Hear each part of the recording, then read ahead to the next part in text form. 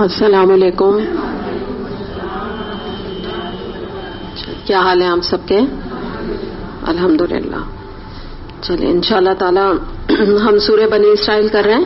آیت number 45 and 46 سے انشاءاللہ اپنی تفسیر کا آغاز کرتے ہیں. نحمدہ ونصلی علی رسولہ الکریم. اما بعد فاعوذ باللہ من الشیطان الرجیم. بسم اللہ الرحمن الرحیم. رب اشرح لی صدری ویسر لی امری واحلل عقدۃ من لسانی یفقہوا قولی. آمین یا رب العالمین. آیت نمبر 45. وَإِذَا قَرَأْتَ الْقُرْآنَ جَعَلْنَا بَيْنَكَ وَبَيْنَ الَّذِينَ لَا يُؤْمِنُونَ بِالْآخِرَةِ حِجَابًا مَسْتُورًا وَجَعَلْنَا عَلَىٰ قُلُوبِهِمْ أَكِنَّةً أَن يَفْقَهُوهُ وَفِي آذَانِهِمْ وَقْرًا وَإِذَا ذَكَرْتَ رَبَّكَ فِي الْقُرْآنِ وَحْدَهُ وَلَّوْا عَلَىٰ أَدْبَارِهِمْ نُفُورًا. ترجمہ دیکھتے ہیں.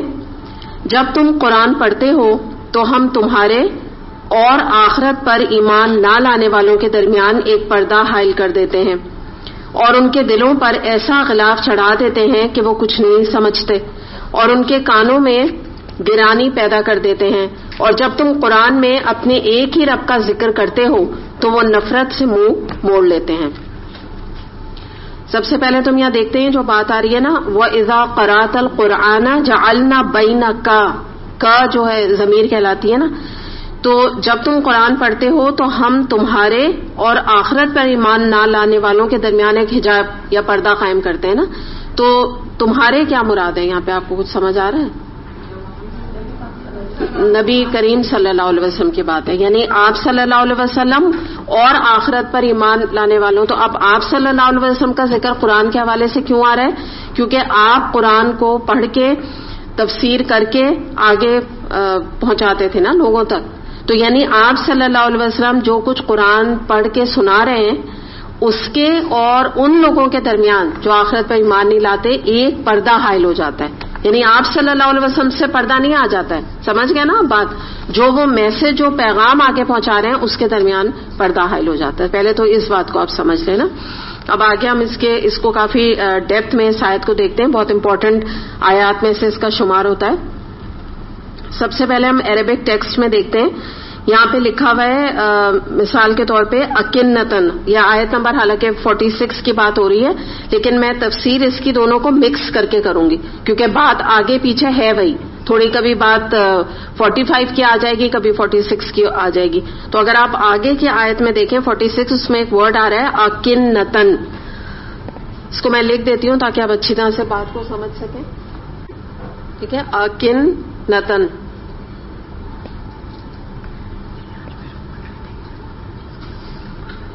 اکنتن سے اب یہاں پہ سب سے پہلے ہم دیکھ لیتے ہیں کہ کیا اس سے مراد کیا ہے. اکنتن سے مراد ایسا پردہ ہے جو دلوں پہ پڑ جائے. ٹھیک ہے, ایک پہلے یہ ہے, یعنی دو چیزوں سے پہلے آپ بات یوں سمجھیے کہ ایک قرآن پڑھا رہے ہیں نبی کریم صلی اللہ علیہ وسلم. ٹھیک ہے, یہ تو ایک ماضی کا ذکر ہے نا. اب آج بھی یہ بات ہے کہ ایک قرآن پڑھانے والا ہے. ٹھیک ہے, اب جو شخص قرآن پڑھا رہا ہے وہ جو کچھ بھی میسج آگے دے رہا ہے اس کے اور سننے والوں کے درمیان ایک پردہ حائل ہو جائے گا. تو وہ پردے کون سے ہیں نا, یہ اب آپ سمجھیے. پہلا تو آپ کو میں نے بتا دیا کنتن یعنی ایسا پردہ جو دلوں پہ پڑ جائے. پہلا یہ پردہ ہے. اس کے بعد اگر آپ اسی آیت میں آگے دیکھیے وقرن, اسی آیت میں آگے آ رہا ہے وقرن. وقرن, اب یہ وقرن سے کیا مراد ہے؟ وقرن سے مراد یہ ہے کہ کانوں میں ایسا بوجھ پڑ جانا جس کو ہم اردو میں کہتے ہیں نا گرانی کا ورڈ, سختی کا ورڈ. تو ایسا بوجھ پڑے کانوں میں جو قرآن سننے میں مانع ہو جائے, یعنی قرآن کے سننے میں بیریئر بن جائے. اگر آپ انگلش کا ورڈ ایزی سمجھ میں آنے والا ہے, بیریئر بن جائے.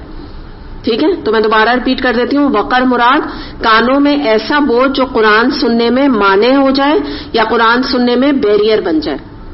تو دو یہاں پہ اگر آپ نوٹ کیجئے تو اکنتن کی بھی بات آ رہی ہے جو کہ کیا بات میں نے آپ کو بتائی, دلوں پہ بوجھ پڑ رہا ہے. سیکنڈ کیا ہے, کانوں میں بھی بوجھ پڑ رہا ہے. تو یہ کوئی معمولی بات تو نہیں ہو رہی ہے نا.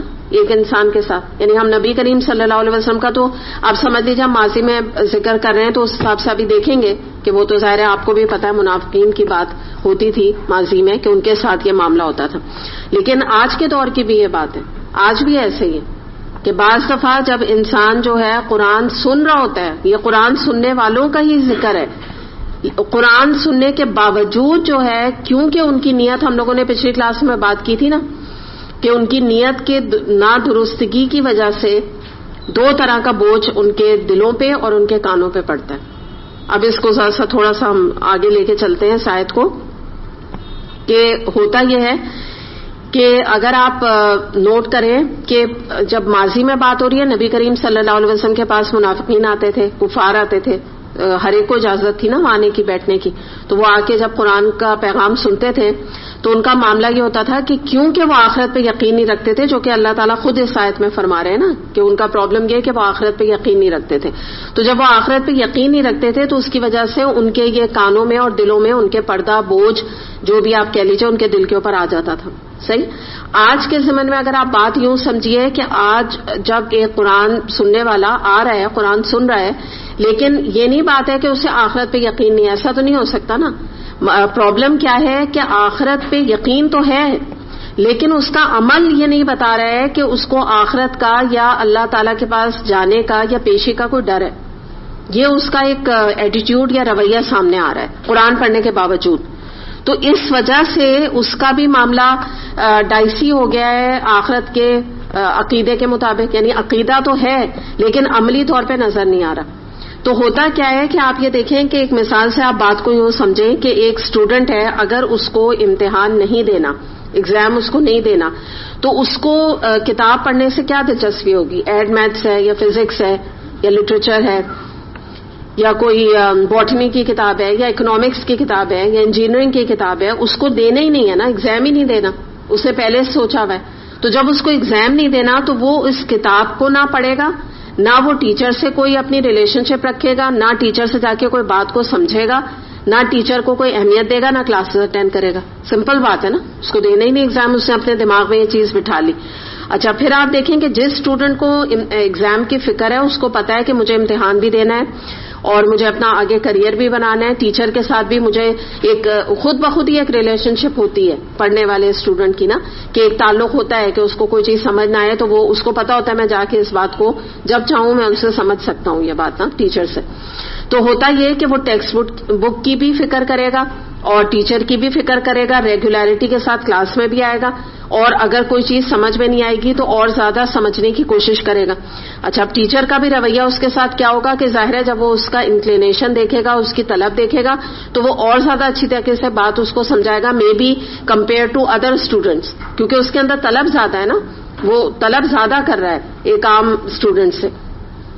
تو جب طلب زیادہ ہوتی ہے تو کیا ہوتا ہے, ٹیچر بھی ایکٹیو ہو جاتا ہے, ٹیچر کے بھی دل میں یہ چیز آتی ہے کہ کیونکہ اس کو بہت انٹرسٹ ہے, تو جیسے بعض دفعہ جو بہت ہی سنسیئر ٹیچرز ہوتے ہیں دنیاوی لحاظ سے بھی, تو وہ کچھ ایکسٹرا ٹائم ضروری نہیں پیسے لے کے دیں, وہ ایکسٹرا ٹائم کلاس میں بھی کہیں سے کہیں نکال کے اس کو بات کو سمجھا دیتے ہیں. تو اب یہاں پر بھی آپ اسی طرح سمجھ لیجیے کہ نبی کریم صلی اللہ علیہ وسلم کے پاس بھی ایسے لوگوں کی کمی نہیں تھی جو کہ آتے تھے اور شوق سے قرآن سنتے تھے, جن کا کہ بعد میں ایسا تذکیہ ہوا کہ جن میں کے صحابہ کرام رضی اللہ عنہم ان میں نکلے.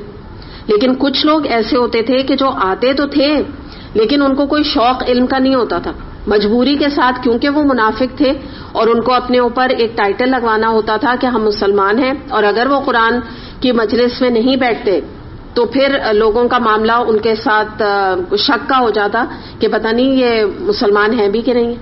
تو یہ ریزن تھا, نیت ہی خراب تھی نا, یہ میں آپ کو بتا رہی ہوں کہ ان کی نیت ہی خراب تھی, انہوں نے ایکچولی بات سننی ہی نہیں تھی, وہ قرآن سننے کے لیے آ کے بیٹھتے ہی نہیں تھے, ان کی نیت ہی نہیں ہوتی تھی کہ ہم قرآن کے لیے آئے ہیں, اللہ کے لیے آئے ہیں, یا اپنے کوئی عمل کو سدھارنے کے لیے آئے ہیں, یا اپنی کوئی آخرت بنانے آئے ہیں, ان کو کوئی پرواہ نہیں تھی.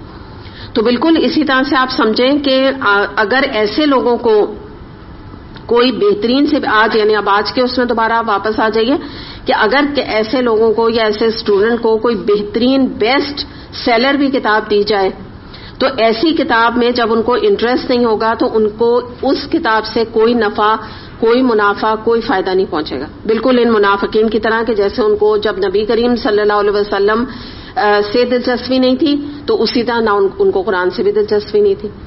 تو اب ہم یہاں پہ نا تھوڑا سا رک کے دیکھتے ہیں کہ جب ہم قرآن کی نالج خاص طور پہ جب حاصل کرتے ہیں نا، ویسے تو ہر نالج میں ایک کرائٹیریا ہے اس کا تقریباً جو میں ابھی آپ کے سامنے رکھوں گی، لیکن یہاں پہ ہم خاص طور پہ قرآن کی بات کر رہے ہیں کیونکہ قرآن کا معاملہ دنیا کے دوسرے علم سے تھوڑا مختلف ہے. دوسرے علوم کے بارے میں آپ کوشچن بھی کر سکتے ہیں، آپ اس کو تنقید بھی کر سکتے ہیں. اس جیسے انگلش لٹریچر ہے اس کے اوپر آپ پوئمس وغیرہ پہ تنقید بھی لکھ سکتے ہیں، کر سکتے ہیں. آتا ہے باقاعدہ ان کا پیپر آتا ہے اس طرح کہ آپ اس کو فلاں پیرا کو کرٹیسائز کریں یا آپ اپنا پوائنٹ آف ویو دیں. تو قرآن کا معاملہ یہ نہیں ہے نا، نہ آپ اس سے تنقید کر سکتے ہیں نہ آپ سے کوئی پوائنٹ آف ویو مانگ رہا ہوتا ہے قرآن کے بارے میں. ٹھیک ہے نا، وہ ایک اللہ تعالیٰ نے جو بات فرما دی. مذاکرہ الگ چیز ہے، جو ہم یہاں ڈسکشن کرتے ہیں وہ الگ چیز ہے. وہ ہم اسی کو سمجھیے کہ اللہ تعالیٰ کی بات کی تعریف میں ہم مختلف کامنٹس دیتے ہیں، وہ الگ چیز ہے. تو اب یہاں پہ ہم دیکھتے ہیں کہ جب آپ قرآن کا علم حاصل کریں تو اس کے کچھ سٹیپس ہیں جو جس سے کہ جب ہم ان سٹیپ کو فالو کریں گے تو انشاءاللہ تعالیٰ اللہ سے ہم امید کر سکتے ہیں کہ ہم ان چیزوں سے بچ جائیں گے. کیونکہ پہلے سٹیپ پہ تو آپ اپنا جائزہ لیں، اگر ہم بالکل اب آج کے زمن میں آ جائیں تو آپ اپنا جائزہ لیں آپ کی نیت پاکیزہ ہے کہ نہیں. پہلا سٹیپ تو یہ ہے. اگر آپ کی نیت پاکیزہ ہے تو الحمدللہ پہلا سٹیپ آپ نے عبور کر لیا کہ آپ اس لیے نہیں آئے قرآن پڑھنے کے لیے نا، کہ آپ کا مقصد ہے ہی نہیں قرآن پڑھنا، نیت آپ کی خراب، یہ چیز نہیں ہے. اب اگلی کیا چیزیں بیریئر بن جاتی ہیں، پردہ بن جاتا ہے یا بوجھ بن جاتا ہے کانوں میں قرآن کی آیات، کب ہوتی ہیں؟ جب ہم ان کچھ رولز اینڈ ریگولیشنز کا خیال نہیں رکھتے.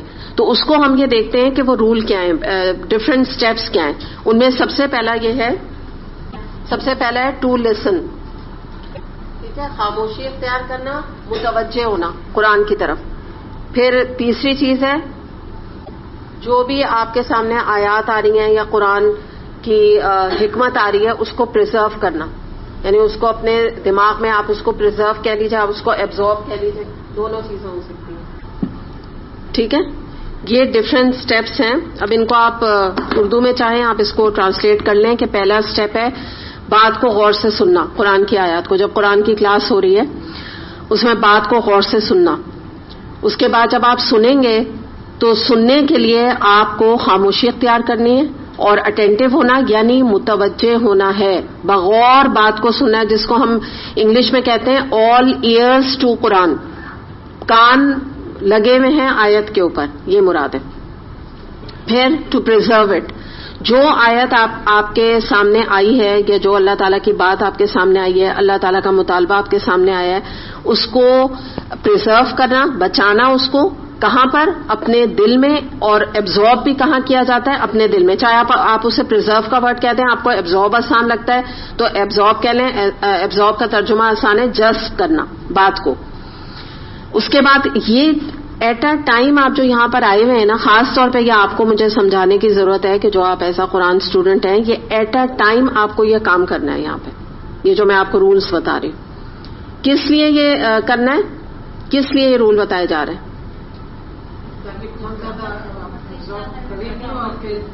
اچھی طرح بات بھی سمجھ میں، اور کس لیے؟ وہ تو ٹھیک ہے، صحیح ہے. اچھا ٹھیک ہے، سب صحیح ہے، لیکن آپ لوگ جو اصل بات نہیں سمجھ. بالکل، آپ لوگ تو یہ جو آپ لوگ بات کر رہے ہیں نا، یہ تو سیکنڈری بات ہے. یہ سیکنڈری ہے. سب سے پہلے نا آیت کے ریفرنس میں آپ لوگ جواب دیا کیجئے. سب سے امپورٹنٹ بات یہ ہے کہ ہم مسلمان ہیں. ٹھیک ہے، اللہ کا اتنا کرم، اللہ تعالیٰ نے آپ کو توفیق دی، آپ قرآن پڑھنے نکل آئے. اللہ تعالیٰ نے آپ کو توفیق دے دی ہے. اب اللہ نہ کرے قرآن پڑھتے ہوئے دلوں میں پردے پڑ جائیں تو اس سے زیادہ محرومی کی بات اور کوئی ہو سکتی ہے؟ وہ جو آپ لوگ کہہ رہے ہیں وہ تو آٹومیٹکلی وہ تو جواب نفی میں ہو ہی نہیں سکتا. جو آپ لوگ بات کر رہے ہیں نا، ظاہر ہے وہ سب باتیں ٹھیک ہیں، لیکن اصل جو بچانا مقصود ہے آپ کو، اپنے آپ کو، کہ آپ کے دل پہ اللہ نہ کرے ایسا نہ ہو کہ آپ قرآن پڑھیں اور آپ کے دل میں پردے پڑ جائیں. تو میں نے پہلا سٹیپ آپ کو بتا دیا نا کہ منافقین کی طرح اللہ سے ہمیں ایک اچھی امید ہے کہ یہاں کوئی نہیں اللہ نہ کرے اس لیے آ کے بیٹھ گیا ہے کہ اس کی نیت ہی نہیں قرآن پڑھنے کی، بس وہ کسی کو دکھانے کے لیے آ گیا ہے کہ میں قرآن پڑھتی ہوں. ٹھیک ہے نا؟ تو امید یہی ہے اللہ سے کہ یہ والے سٹیپ والا مسئلہ آپ کا نہیں ہے. نہیں ہے نا؟ کہ اللہ نہ کرے ہے کسی کا، نہیں ہے نا؟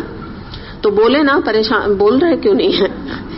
تو یہ مسئلہ آپ کا نہیں، ٹھیک ہے نا. تو اب ہم آگے اور مسئلے دیکھیں نا، پھر کیا مسئلہ ہو سکتا ہے. تو ٹھیک ہے، تو یہ آپ کو میں نے چیزیں بتائیں.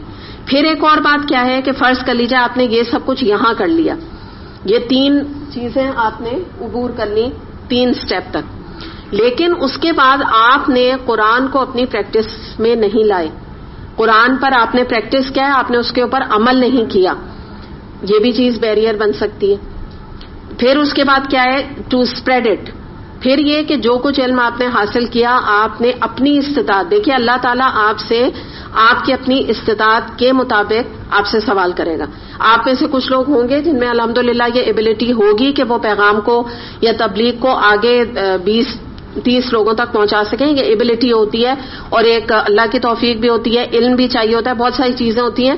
یہ اس وقت ہم اس ٹاپک پہ بات نہیں کر رہے. مراد کیا ہے کہ ہر ایک کا آپ کا لیول الگ ہوگا.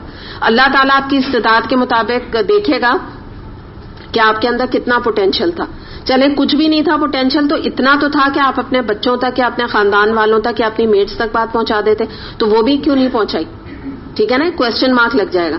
تو یہ جو 5 میں نے چیزیں آپ کے سامنے رکھی ہیں، یہ چیزیں اگر ہم ان چیزوں کے اوپر عمل نہیں کریں، اور میں کون کہہ رہی ہوں، قرآن پڑھنے پڑھانے والے جو عام لوگ باہر ہیں وہ کریں نہ کریں ان کی ہم اس وقت کنسرن نہیں ہے.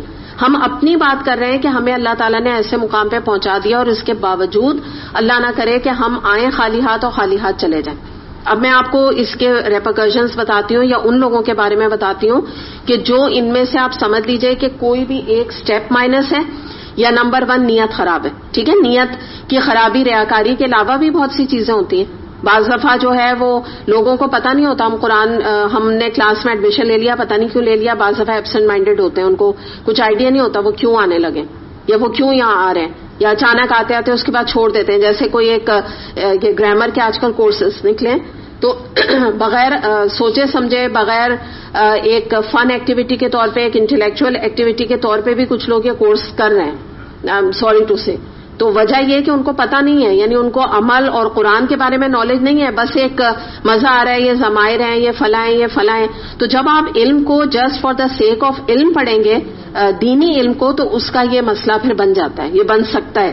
تو یہ بھی وہ چیز ہو سکتی ہے کہ بس فن کے طور پہ پڑھا کیونکہ مزہ آتا ہے گرامر پڑھنے میں. اگر آپ کو سمجھ آنے لگے عربک گرامر تو آپ انجوائے کریں گے اس کو نا. تو ہمارا جو دین کا علم ہے نا وہ انجوائمنٹ کے لیے نہیں ہے، پہلے ہدایت ہے اس کے بعد انجوائمنٹ ہے، پہلے ہدایت کا سٹیپ ہے. تو بہرحال اب یہاں پر ہم دیکھتے ہیں کہ اب ہم ایک ایسی پرسنالٹی کو ذہن میں لاتے ہیں کہ کیونکہ نا یہاں پہ بات ان لوگوں کی ہو رہی ہے جو قرآن پڑھنے پڑھانے والے ہیں. تو اب اس وقت ہم ان کو مائنس نہیں کر سکتے، کیونکہ اکثر ہم تفسیر میں ان لوگوں کا ذکر کرتے ہیں جو ہم پوائنٹ آؤٹ کر کے کہتے ہیں کہ وہ اتنے سارے لوگ جو گھر سے نہیں نکل رہے قرآن پڑھنے کے لیے، ان کا یہ اور یہ مسئلہ ہے، ان کو یہ قرآن کے بارے میں نالج نہیں، وہ یہ اتنے زیادہ ڈپرائیوڈ ہیں، یا آپ کہہ لیجئے کہ اتنے بدقسمت ہیں. یہ ہم باتیں کرتے رہے نا، اب ہمارے اوپر ہی بات آ گئی ہے. یہاں پہ آپ کے اور میری بات ہو رہی کہ تم قرآن پڑھو گے اور تم پڑھ رہے ہو، اور تمہیں میں سے کچھ لوگ ایسے ہوں گے کہ جن کو کہ آخرت کی جواب دہی کا ڈر نہیں ہوگا، آخرت پہ ایمان ہوگا. یہ نہیں بات ہو رہی جو قرآن پڑھنے آ رہا ہے یا مسلمان ہے، ظاہر اسے پتہ ہے اسے لوٹ کے جانا ہے، لیکن یہ کہ اس کو آخرت کے عمل جو اس کا ہوگا وہ آخرت کو ہائی لائٹ نہیں کر رہا ہوگا، نظر نہیں آ رہا ہوگا کہ اس نے کبھی لگ بھی رہا ہے کہ لوٹ کے اللہ کے پاس جانا ہے، جو اس کا اٹھنا بیٹھنا اور جو اس کا ایٹیٹیوڈ ہے زندگی میں. تو اب کیا ہوتا ہے کہ ایسے لوگ جو قرآن کی مجلس میں آ جاتے ہیں مارے باندھے، آپ قرآن کی مجلس کہہ لیں، آپ اس کو کبھی کوئی درس وغیرہ کی بات کر لیں کہ کبھی کوئی درس وغیرہ میں اتفاق ہو گیا جانے کا، یا کبھی ویکلی درس میں کہیں جانے لگے، تو کیا ہوتا ہے کہ وہاں اس مجلس میں بھی بیٹھ کے نا وہ اپنے خیالوں میں گم ہوتے ہیں. ایک ان کی اپنی ایک پکچر چل رہی ہوتی ہے، یعنی فزیکلی وہ پریزنٹ ہوتے ہیں اور مینٹلی وہ ایبسنٹ ہوتے ہیں. پھر کیا ہوتا ہے کہ ایسے لوگوں کا معاملہ کیا ہوتا ہے کہ وہ خالی ہاتھ ایسی مجالس میں آتے ہیں اور خالی ہاتھ ہی چلے جاتے ہیں، جبکہ خزانہ قرآن اٹ سیلف ہے. اگر وہ چاہتے تو اس قرآن سے نہ جانے کتنے جویلز، کتنے ہیرے اور جواہرات نکال کے لے جا سکتے تھے. لیکن کیا ہوا کہ اتنے سالوں میں بھی بعض دفعہ قرآن کا کورس بھی کر لیتے ہیں، بعض دفعہ ریگولر ارریگولر ہو کے قرآن کی کلاسز بھی اٹینڈ کر لیتے ہیں، لیکن دل کے اوپر کوئی اثر نظر نہیں آتا، اثر نہیں ہوتا ان کا. کیوں؟ کیونکہ وہ پہلے سے سوچ کر آئے ہوتے ہیں. جو میں نے آپ کو نیت کی خرابی اب بتا رہی ہوں وہ ایک تو ریاکاری ہوتی ہے, دوسری کیا بات ہوتی ہے نیت کی خرابی جس کی بنا پہ یہ پردے پڑ جاتے ہیں کہ وہ یہ کہتے ہیں کہ ہم جا تو رہے ہیں, عمل کون سا ہمیں کرنا ہے, عمل تھوڑی ہمیں کرنا ہے, ہم جا رہے ہیں, عمل کے لیے وہ نہیں جانتے. جیسے مثال کے طور پہ اگر دو اسٹوڈنٹس قرآن کا کورس کر رہے ہیں اور ایک بہت باعمل ہو گئی ہے تو دوسری فرینڈ اس کو کہتی ہے کہ قرآن ہم نے بھی پڑھا ہے لیکن ہم تمہاری طرح ایکسٹریمسٹ نہیں ہوئے. یہ ایک ایٹیٹیوڈ ہوتا ہے کہ تھوڑا اللہ کو بھی راضی کر لو, تھوڑا قرآن بھی پڑھ لو, باقی میجورٹی دنیا کو بھی دے دو اور تھوڑا کر کے اور جنت میں چلے جاؤ. مطلب ایک اسمارٹ ایلیکس اپنے آپ کو سمجھتے ہیں نا کہ ہم یہ طریقہ اختیار کریں. اور ان کا ایک ایٹیٹیوڈ کیا ہوتا ہے, آئی ڈونٹ کیئر. یعنی مراد یہ ہے کہ اگر قرآن کھلے گا, قرآن میں جہنم کا واقعات آئیں گے یا جہنم کے بارے میں ذکر کیا جائے گا تو سوچتے ہیں کہ اچھا تو میں کیا کروں, مجھے تھوڑی جہنم جانا ہے, میں تو ہوں نا, مسلمان ہوں, بس میرے لیے کافی ہے. کبھی کبھی نماز وغیرہ میں پڑھ لیتی ہوں تو اب ایسا بھی میرا معاملہ نہیں ہوگا کہ اللہ تعالیٰ اس کے بنا پہ مجھے جہنم میں ڈال دے گا. خوش فہمی ان کو ہوتی ہے. پھر قرآن میں یا حدیث میں ہوتا ہے نماز پڑھو تو کہتے ہیں کہ جب اللہ توفیق دے گا پڑھ لیں گے. یہ آپ دیکھ رہے ہیں نا, یہ ایٹیٹیوڈ ان کو ہوتا ہے. شراب حرام ہے تو مجھ سے کیا تعلق ہے, میں کون سا شراب پیتی ہوں. اور اگر ہمارے جس کو کہتے ہیں نا محلے میں یا ہمارے سرکل میں کوئی پیتے ہیں مرد وغیرہ تو وہ پیئیں, میرا تو ایشو نہیں ہے نا, میرا پرابلم تھوڑی ہے. مجھے کیا ضرورت ہے کہ میں اپنے خاندان والوں کو یا اپنے اکوائنٹنس میں سے کسی کو منع کروں.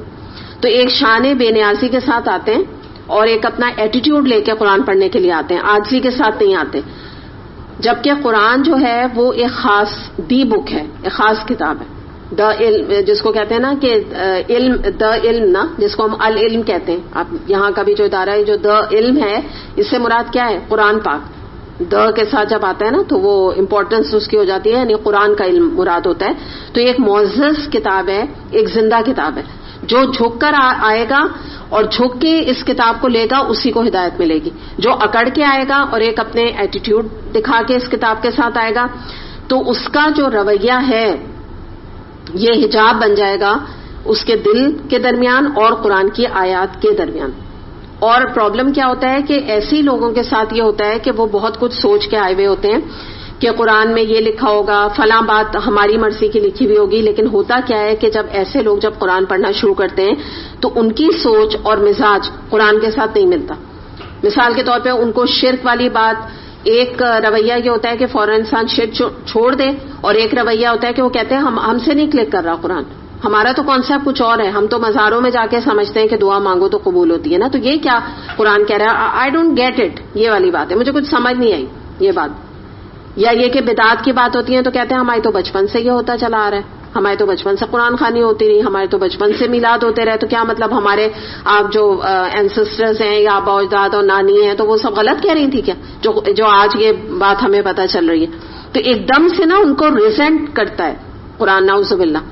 بجائے یہ کہ ان کا دل کھلے, بجائے یہ کہ ان کے دلوں سے بوجھ تنگی کے اتریں, ان کا دل اور تنگ ہونا شروع ہو جاتا ہے قرآن کی آیات سن کے. یہ انڈیکیشنز میں آپ کو بتا رہی ہوں.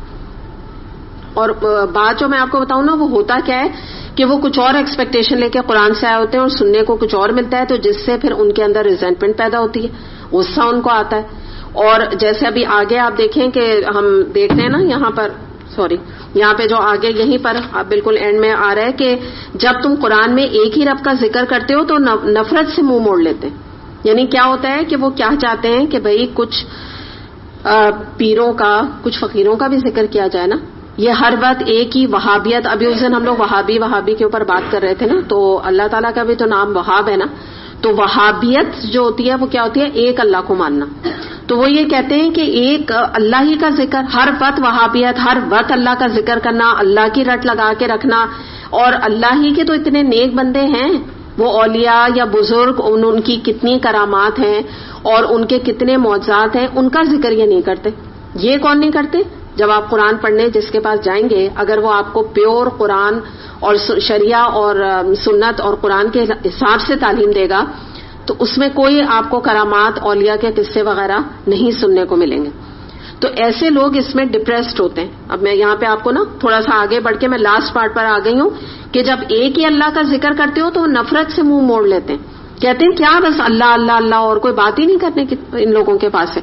کوئی انٹرسٹنگ قصے ہوں, کچھ بتایا جائے کہ بھئی وہ فلاں بزرگ آگ پہ چلتے تھے اور ان کی ایسے ایسے دعائیں قبول ہوتی تھیں, اور ان اوتھینٹک قسم کے قصے کہ آپ کو ایک بالکل فیری ٹیل میں لے جائیں. جیسے ہم بچپن میں کہانیاں پڑھتے تھے تو ایک اور دنیا میں نہیں چلے جاتے ہیں یہ جو جھوٹی کہانیاں جب انسان پڑھتا ہے. تو اسی طرح کے قصے جب آپ پڑھے ہیں تو آپ کو لگے گا جیسے آپ یہاں پہ موجود نہیں ہیں, کوئی اور کسی اور ہی دنیا کی, کسی اور ہی, وہ پرستان نہیں کہتے, اس کی کچھ باتیں ہو رہی ہیں. تو اس میں ان کو مزہ آتا ہے. اچھا, اور آپ سچی بات بتائیں کہ آدمی ریلیکس بھی کرتا ہے. سیدھی بات ہے نا کہ اگر میں اس وقت آپ کو سنڈریلا کی سٹوری اور پائٹ پائپر کی کہانیاں اور اسی طرح سے یہ جو سنو وائٹ کی سٹوریز ہیں میں اس وقت سناؤں تو آپ کا کیا جا رہا ہے؟ آپ کو کیا ٹینشن آپ کے دماغ پہ آ رہی ہے؟ آپ تو انجوائے کریں گی نا, اس لیے کہ آپ سے کوئی مطالبہ نہیں آ رہا.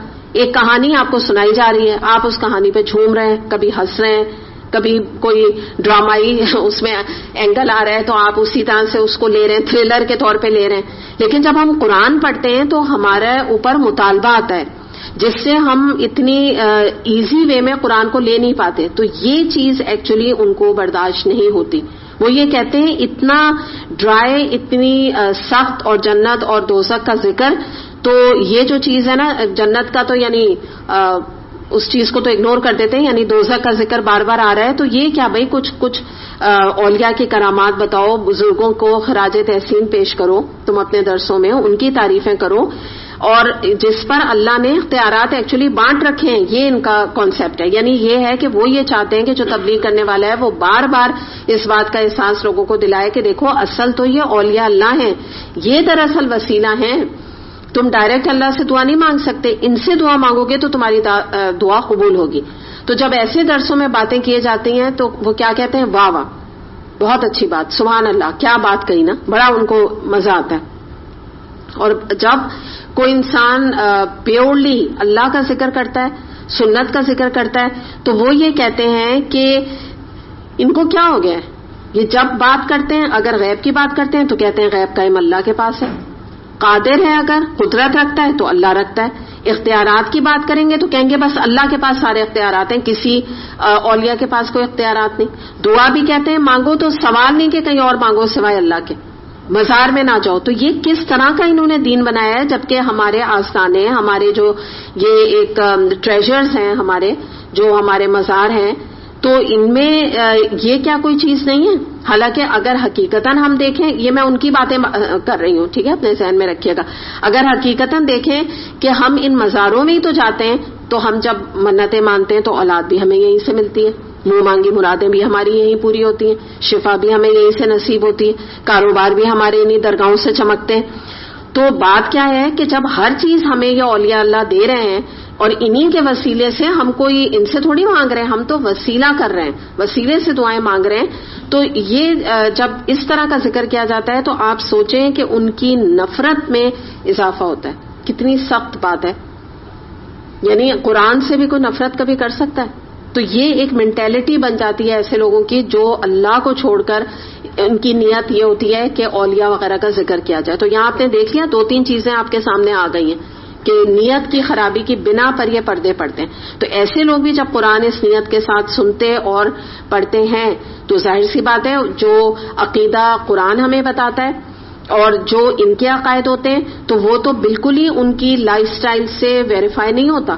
قرآن کچھ اور کہہ رہا ہوتا ہے, ان کی زندگی کچھ اور کہہ رہی ہوتی ہے. اسی طرح سے میں نے آپ کو بتایا بدعات اور شرک کا بھی, جب رسم و رواج اور ان چیزوں کو فالو کرنے والے جو لوگ ہوتے ہیں ان کے بھی عقائد قرآن کے ساتھ ٹکرانے لگتے ہیں جب وہ قرآن پڑھتے ہیں. تو ہوتا کیا ہے کہ 2 طرح کا ایٹیٹیوڈ لوگوں کا سامنے آتا ہے. یا تو یہ ہوتا ہے کہ وہ اپنی سوچ کو چھوڑ کے قرآن کو ایکسپٹ کر لیتے ہیں, اور یا پھر کیا ہوتا ہے کہ وہ قرآن کو یعنی اپنی سوچ چھوڑتے ہیں, قرآن کو ایکسپٹ کرتے ہیں, اور یا پھر قرآن کو چھوڑ دیتے ہیں اور اپنی سوچ کے اوپر ڈیرا لگاتے ہیں, کہتے ہیں کہ میں جو کہہ رہی ہوں وہ زیادہ صحیح. تو یہ بات یاد رکھیں کہ اگر انسان قرآن کے ساتھ لاپرواہی اختیار کرے گا, اس کو نیگلیکٹ کرے گا, تو قرآن اس سے زیادہ اسے نیگلیکٹ کرے گا. قرآن کو نہیں ضرورت ہے, اللہ تعالیٰ کو ضرورت نہیں ہے کہ کسی انسان کے پاس آ کے اس کے اوپر نعوذ باللہ نزول اللہ تعالیٰ اپنی آیتوں کا کرے. یہ تو طریقے کے لیے انسان کو نکلنا پڑے گا, اس علم کو حاصل کرنا پڑے گا. تو قرآن کو انسان کی ضرورت نہیں ہے, انسان کو قرآن کی ضرورت ہے. یہ بات یاد رکھیں. ہم جو ہے نا ہمارے اوپر قرآن ڈیپینڈ نہیں کرتا، ہم کوئی چیز نہیں ہے اللہ کی نظر میں. ہماری اگر کوئی ویلیو ہے تو اس کتاب کی وجہ سے، ورنہ ہماری کوئی ویلیو بھی نہیں. بالکل بیکار ہے، ہم مٹی ہیں، آپ سمجھے ریتی کے ذرے ہیں ہم اللہ کی نظر میں. شاید اپنے آپ میں ہم اپنے کو کچھ بھی سمجھتے پھریں پیسوں کے لحاظ سے یا اپنے آپ کو ایٹیٹیوڈ پرابلم کے لحاظ سے، لیکن اللہ کی نظر میں ہماری کوئی ویلیو نہیں ہوگی. اچھا، اب کیا ہوتا ہے کہ اب ہم پردوں کا تھوڑا بات کرتے ہیں کہ بعض دفعہ کیا ہوتا ہے کہ جب دو طرح کے لوگ سامنے آتے ہیں. ایک جو ٹائپ کے لوگ ہوتے ہیں ان کے جو یہ پردے ہوتے ہیں یہ ہلکے ہوتے ہیں، تو ذرا سی وہ محنت کرتے ہیں اور قرآن کے ساتھ جیسے جیسے ان کا وقت گزرتا جاتا ہے ان کی تربیت ہوتی جاتی ہے، تو ذرا سی محنت کے ساتھ یہ پردے ان پر سے ہٹ جاتے ہیں.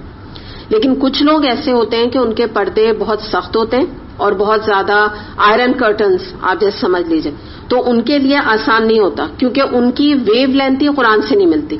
قرآن ان کو کلک ہی نہیں کرتا، وہ کمپریہنڈ ہی قرآن کو نہیں کر پاتے. وہ جب قرآن پڑھتے یا سنتے ہیں تو ان کو ایک تو بورڈم ہوتا ہے، بور ہونے لگتے ہیں، یا ان کو بھاری لگنے لگتا ہے، یا ان کا دل بند ہونے لگتا ہے. تو ایسے لوگوں کے جو پردے ہوتے ہیں وہ اتنی آسانی کے ساتھ نہیں ہٹتے.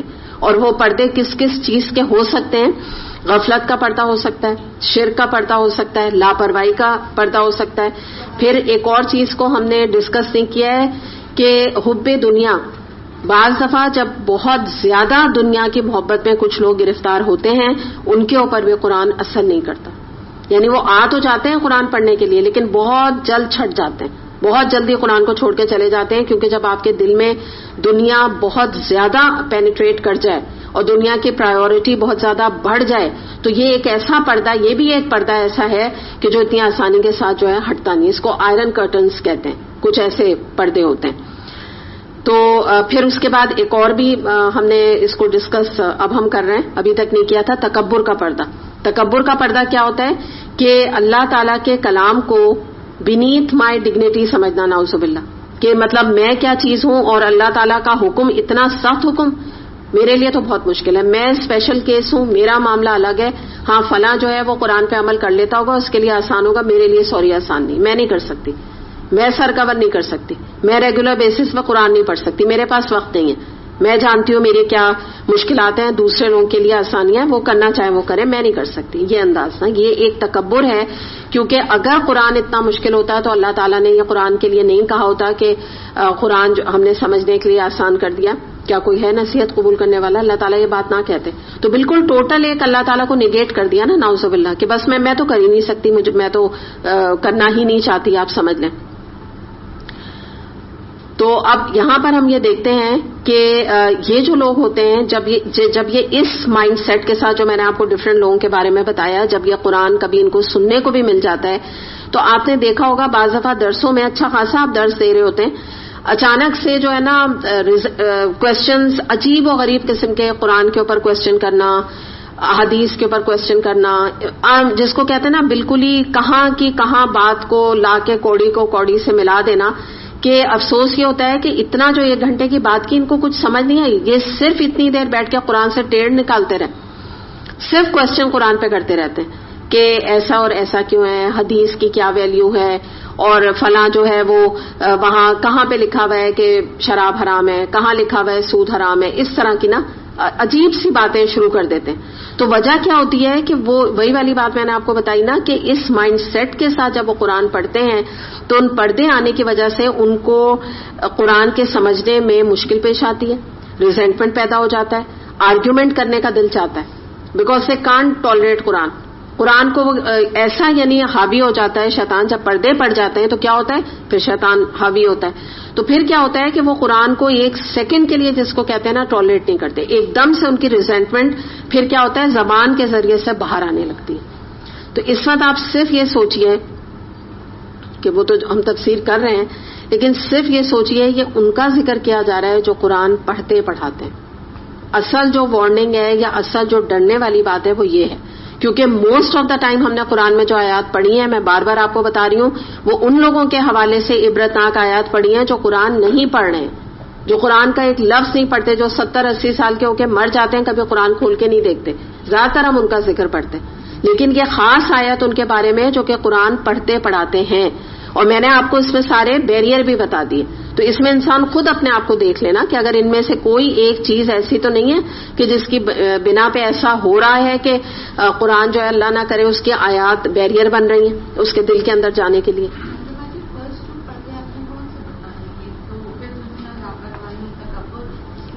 غفلت بتایا تھا, شرک, حب دنیا, اور بھی میں بتا رہی ہوں نا جیسے ایک بدعت کے کانسیپٹ, اس طرح سے نا ڈفرینٹ طریقے سے میں نے آپ لوگوں کو بتایا ہے, یہاں پہ خاص ان کا ذکر کیا. اچھا پھر دیکھیں سورہ حامی و سجدہ آیت نمبر 5 میں آتا ہے, اے محمد صلی اللہ علیہ وسلم آپ جس چیز کی طرف ہمیں دعوت دیتے ہیں اس کے لیے ہمارے دل بند ہیں, ہمارے کان بہرے ہیں اور ہمارے اور تیرے درمیان حجاب حائل ہو گیا ہے, بس تو اپنا کام کر, ہمیں اپنا کام کیے جانے دے. ہم اپنے کام کیے جا رہے ہیں. یہ کون کہہ رہے ہیں, یہ بھی بتائیے آپ کون کہہ رہا ہے؟ منافقین کہہ رہے ہیں. ٹھیک ہے, اب آپ دیکھیے کیا کہہ رہے ہیں, کلیئر, یعنی ہم تو اس کو اتنی ڈیپتھ میں بات کر رہے ہیں اور پھر ہم سمجھنے کی کوشش کر رہے ہیں. یہاں تو صاف انہوں نے کہہ دیا کہ تم جو ہمیں دعوت دے رہے ہو نا, نبی کریم صلی اللہ علیہ وسلم سے کہہ رہے ہیں, منافقین کہہ رہے ہیں, اور آپ ہو سکتا ہے یقیناً ان میں کفار بھی ہوں, تو وہ کہہ رہے ہیں کہ ہمارے تو دل بند ہیں اور کان بہرے ہیں. وہی بات ہے نا, یعنی دلوں پہ بھی پڑھتے ہیں, کانوں میں بھی گرانی ہے, اور ہمارے اور تمہارے تو پردہ حائل ہے.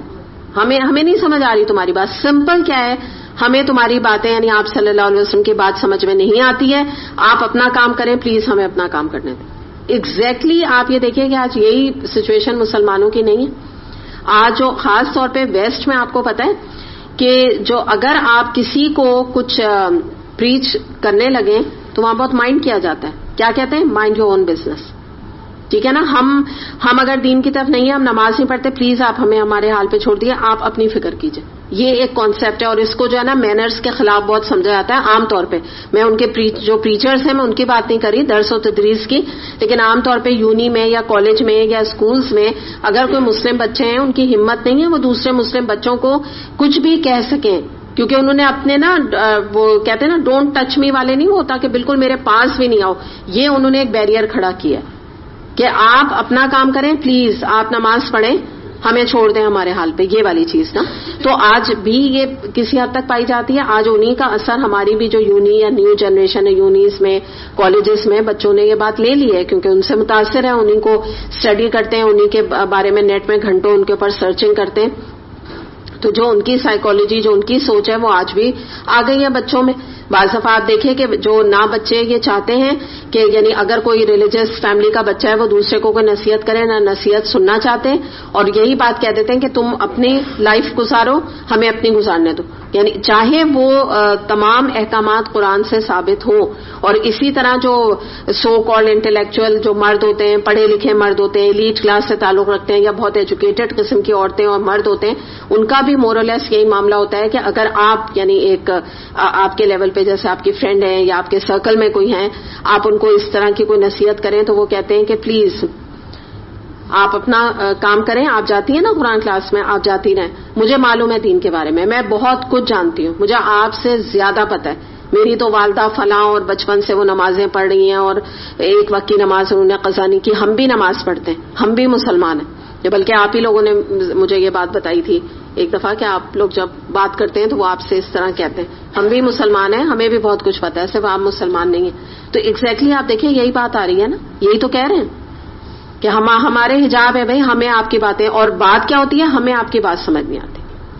آپ جو یہ ہر وقت کا یہ کہتے ہیں نا بدعت نہیں کرو, میلاد نہیں کرو, مہندی نہیں کرو, مائیوں نہیں کرو, یہ کیا آپ نے ہماری زندگی کو بنا دیا ہے نا.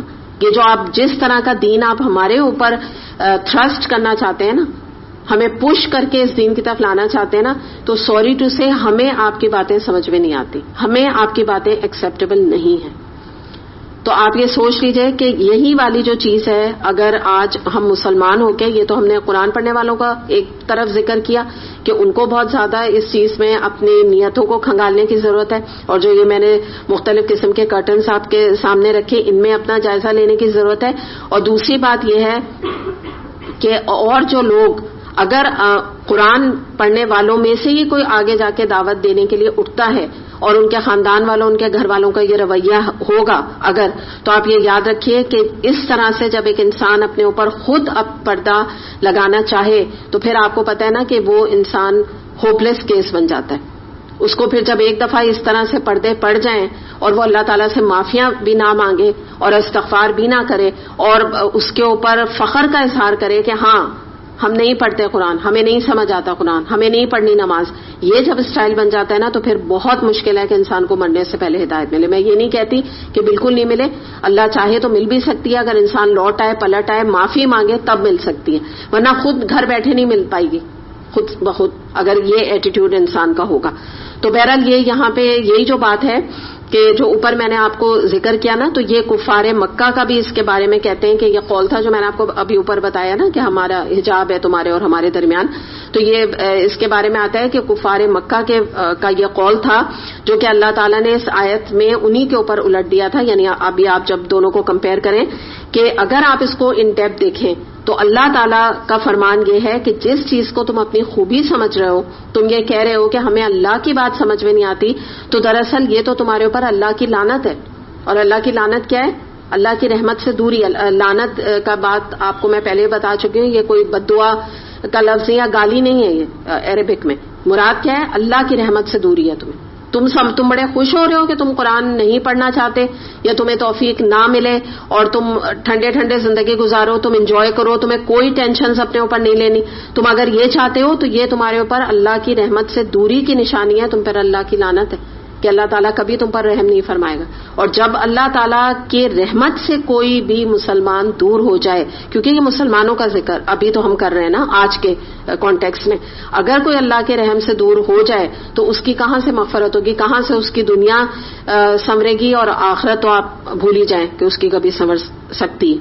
تو یہ چیز جو ہے ہمیں دیکھنے کی ضرورت ہے کہ جس کانٹیکس میں بات کی جا رہی ہے اس میں انہی کا ذکر کیا جا رہا ہے جو قرآن کی مجلسوں میں آ کے بیٹھا کرتے تھے اور اس کے بعد ان کا یہ معاملہ ہوتا تھا. تو اسی کے آئینے میں ہم اپنا بھی جائزہ لیں اور اپنے آپ کے اندر امپروومنٹ پیدا کرنے کی کوشش کریں کہ ہمیں کیا چیز کی کمی ہے کہ جس کی بنا پر ہم نے اس طرح سے ہدایت نہیں مل رہی ہے جیسا کہ ہدایت ملنے کا حق ہے، جیسا کہ قرآن پڑھنے کے بعد ملنی چاہیے. تو یہ تو 5 چیزیں یہ میں نے آپ کو بتائی، آپ جو پوچھ رہی تھے نا رانی، ان کو بھی آپ اس میں ایڈ کریں گی. 5 چیزیں یہ بھی ہیں، یہ ان میں سے بھی کوئی ایک چیز بھی کرٹن بن سکتی ہے آپ کے لیے. اب اسی طرح سے آیت ہے آگے، اسی سے ملتی جلتی ہے. آیت نمبر ہے یہ 47 and 48. اب اسی طرح سے آیت ہے آگے، اسی سے ملتی جلتی ہے. آیت نمبر ہے یہ 47 and 48.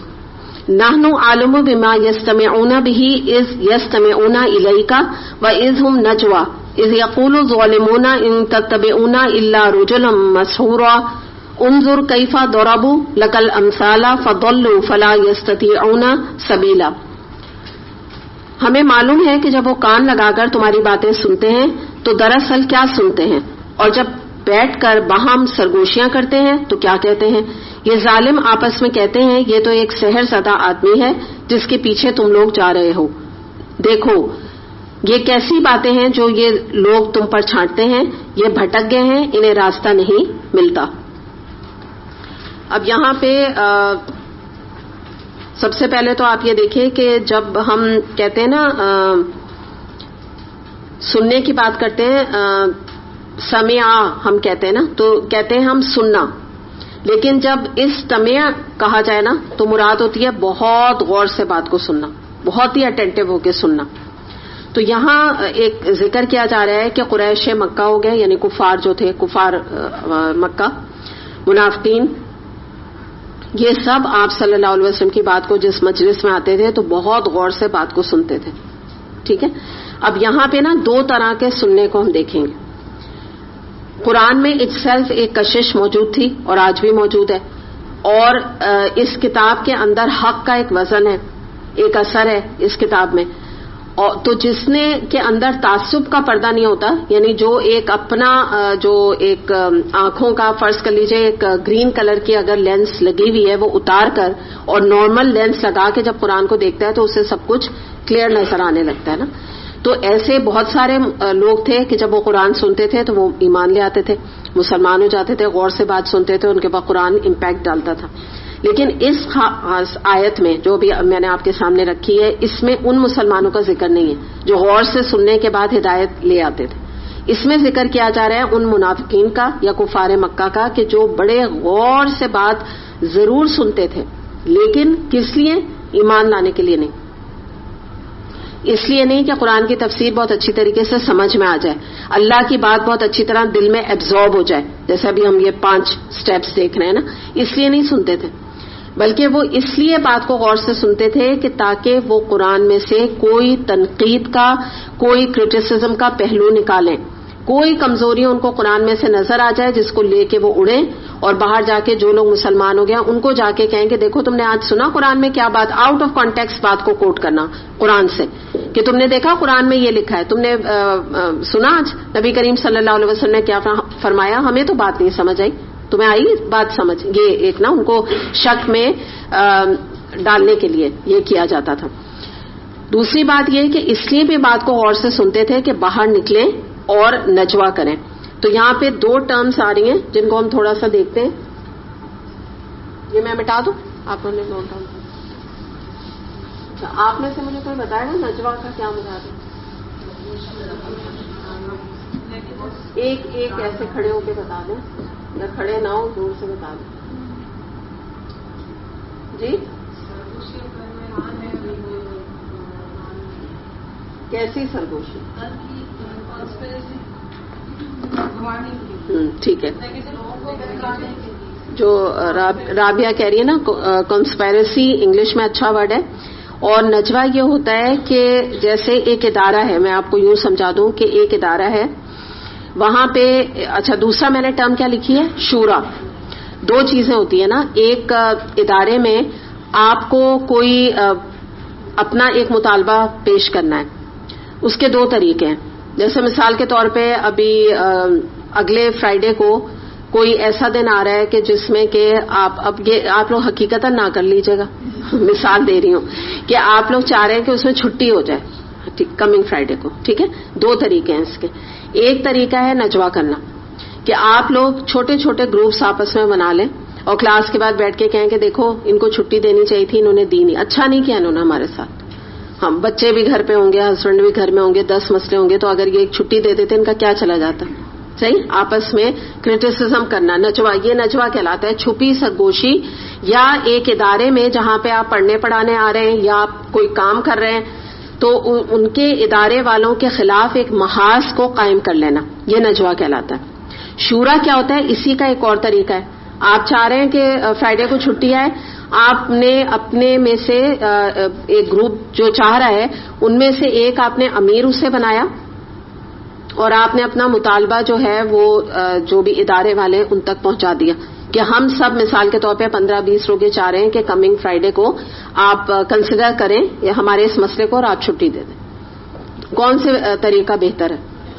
شورا کا. ٹھیک ہے, دونوں صورتوں میں آپ کا مطالبہ آگے چلا گیا نا, دونوں صورتوں میں بات حل ہو گئی نہیں. پہلی صورت میں بات حل نہیں ہو رہی ہے. پہلی صورت میں کیا ہو رہا ہے, آپ آپس ہی میں غیبت کیے جا رہے ہیں, جو کنسرن اتھارٹی ہے اس تک بات نہیں پہنچا رہے ہیں. تو یہ جو چیز ہے اسلام میں نجوا جو ہے یہ اس کی اجازت نہیں ہے, یہ منع ہے. ہاں میں یہ آپ کو بتا دوں, قرآن میں ایک آیت آتی ہے جس سے ہمیں یہ پتہ چلتا ہے کہ جب تم خیر یا بھلائی کے کوئی کام کرو تو تم نجوا کر سکتے ہو. مراد کیا ہے کہ آپ میں سے کوئی سرگوشی کے ساتھ کوئی نیک کام کرنا چاہ رہا ہے, کوئی ڈونیشن دینا چاہ رہا ہے, کوئی پیسے دینا چاہ رہا ہے اور وہ نہیں چاہ رہا ہے کہ اس کے اور ادارے کے علاوہ کسی کو پتا چلے, تو وہ خاموشی سے آ کے کان میں کسی سے اگر سرگوشی کر کے کہتا ہے کہ یہ میرے پاس اینولپ میرے پرس میں رکھا ہے اور تم کلاس کے بعد آ کر مجھ سے میرے بیگ سے اینولپ لے لینا, تو اس کی اجازت ہے. اس سرگوشی میں کوئی مسئلہ نہیں. ٹھیک ہے, یہ نیکی کے کام میں سرگوشی کی اجازت ہے. لیکن اس کے علاوہ کہیں پر بھی اگر 3 لوگ بھی بیٹھے ہیں تو ان میں سے 2 لوگوں کو بھی یہ دینی لحاظ سے اجازت نہیں ہے حدیث کے مطابق کہ وہ دونوں آپس میں سرگوشی کریں. اس کے بارے میں نبی کریم صلی اللہ علیہ وسلم نے فرمایا کہ تیسرا آدمی یہ سمجھے گا کہ اس کے خلاف کوئی بات کی جا رہی ہے. اتنا ایٹیکیٹس ہمارا دین ہمیں سکھاتا ہے. تو ان کا معاملہ کیا تھا کہ یہ جو تھے کفار مکہ، یہ کیا کرتے تھے کہ یہ آپس میں نکلنے کے بعد نبی کریم صلی اللہ علیہ وسلم کی باتوں کو، تفسیر کو اچھی طرح سنتے تھے غور سے، اور نیت کیا تھی، اتنی بری نیت ہوتی تھی کہ باہر نکل کے آؤٹ آف کانٹیکسٹ کون سی بات ہے اس کو کس طرح ڈیویٹ کر کے، اس کے اندر ملاوٹ کر کے، اس کو غلط معنی پہنا کر ہم آگے لوگوں کو بتائیں گے تاکہ وہ دین سے پھر جائیں، تاکہ ان کے دل میں شک و شبہات آ جائیں، تاکہ دین کا نقصان ہو، تاکہ لوگ دین کو چھوڑ دیں. اس ریزن سے آ کے وہ بیٹھا کرتے تھے. آپ سوچیں، تو اللہ نہ کرے کہ اگر آج بھی لوگوں کی یہ نیت ہو جائے اور آپ کہیں گے ایسا کیسے ہو سکتا ہے، ایسا ہوتا ہے، دینی اداروں میں بھی ہوتا ہے، کیونکہ اس وقت تو ہم صرف دینی اداروں کی بات کر رہے ہیں نا، باہر تو ہوتا ہی ہوتا ہے، تو آپ لوگ بھی جانتے ہیں بہت پالیٹکس چلتی ہیں جس کو ہم کہتے ہیں، لیکن بعض دفعہ کچھ دینی اداروں میں بھی یہ معاملات ہوتے ہیں.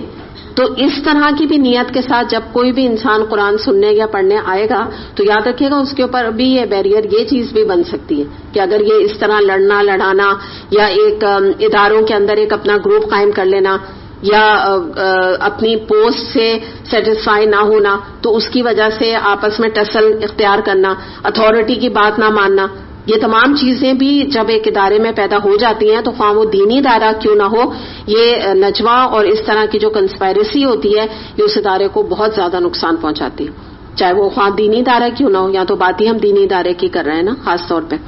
تو بہرحال یہاں پہ ہم یہ دیکھتے ہیں کہ اس طریقے سے یہ طریقہ یہ اختیار کرتے تھے. اور اس کے بعد آپ یہاں پہ دیکھیں کہ اگلی جو بات یہاں پر آ رہی ہے نا، تو کیا کہتے تھے کہ آپس میں کہتے کہ یہ تو ایک سحر زدہ آدمی ہے جس کے پیچھے تم لوگ جا رہے ہو. اب یہ کیا نجوا کرتے تھے، باہر جا کے کہتے تھے کہ قرآن کی جو تم لوگ تعریفیں کر رہے ہو، کیونکہ جو مسلمان ہوتے تھے وہ جا کے باہر قرآن کی آیات کی تعریف کرتے تھے. جیسے بعض دفعہ آپ کو کوئی آیت بہت امپیکٹ کرتی ہے تو آپ کہتے ہیں کہ یہ آیت نے ہمیں بڑا اچھا امپیکٹ ڈالا. جیسے یہیں پہ بعض دفعہ آپ اپنے کامنٹس دے رہے ہوتے ہیں نا، آپ تعریف کر رہے ہوتے ہیں یا آپ اس میں سے سبق نکال رہے ہوتے ہیں، آپ کہہ رہے ہوتے ہیں بڑی اچھی طرح سمجھ آئی اور بہت اچھی طرح ہماری بڑی تربیت ہو گئی فلاں آیت سے، یہ آپ دے رہے ہوتے ہیں نا کامنٹس. تو قرآن کا تو کلام ہی ایسا ہے. تو جب مسلمان باہر جا کے یہ باتیں کرتے تو ان سے کہتے کہ یہ کلام ایسا نہیں ہے، یہ تو نبی کریم صلی اللہ علیہ وسلم تمہارے اوپر جادو کر رہے ہیں، کیونکہ وہ نعوذ باللہ ایک جادوگر ہیں، وہ کاہن ہیں، مجنون ہے، he is not a normal being. نعوذ باللہ نعوذ باللہ. تو تم کن کی باتوں میں آ رہے ہو، وہ تو نارمل ہی نہیں ہے، وہ تو عجیب و غریب قسم کے قصے کہانیاں تمہیں سناتے ہیں اور تم ان کی باتوں میں آ جاتے ہو. تو جب یہ اس طرح کی باتیں جا کے جس کو کہتے ہیں نا کہ خود بھی بھٹکنا اور چار لوگوں کو اور بھی بھٹکانا، تو جب وہ یہ کام کرتے تو کیا ہوتا، کبھی بھی ان کو ہدایت نہ ملتی. ایسے ہی آج بھی ہے کہ جیسے کہتے ہیں نا کہ نہ خود بدلتے ہیں نہ دوسروں کو بدلنے دیتے ہیں، نہ خود نیکیوں کی طرف آتے ہیں، نہ اپنے بچوں کو یا خاندان والوں کو بھی جو اگر کوئی دین کی طرف چل رہا ہے اس کو بھی پلٹ کے ہاتھ کھینچ کر اس کو پیچھے لانا چاہتے ہیں. کہتے ہیں نہیں، نہ ہم اچھے ہوں، یعنی ایک بات یہی ہے نا کرنے کی کہ نہ ہم نیک ہوں گے نہ تم ہونا. آج بھی یہ چیز اختیار کی جاتی. اور پھر آپ ایک اور بات دیکھیں کہ اگر آپ قرآن میں دیکھیں جا بجا مقامات پہ کبھی نبی کریم صلی اللہ علیہ وسلم کے بارے میں کہتے تھے یہ شاعر ہے، کبھی کہتے تھے یہ ساحر ہیں نعوذ باللہ، کبھی کہتے تھے یہ مجنون ہے.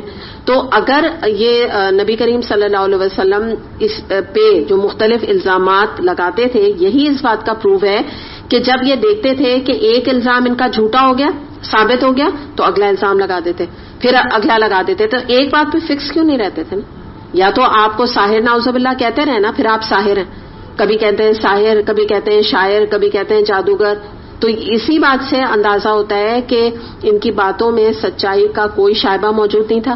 جو کچھ بھی یہ طریقہ اختیار کرتے تھے نبی کریم صلی اللہ علیہ وسلم سے، محض عداوت، بغض، باعث ہونا، نفرت کی بنا پہ نبی کریم صلی اللہ علیہ وسلم کو نیچا دکھانے کے لیے یہ جھوٹ کرتے رہتے تھے اور اس قسم کی باتیں لوگوں کے دلوں میں بھی ڈالتے تھے تاکہ وہ قرآن سے دور ہوتے چلے جائیں.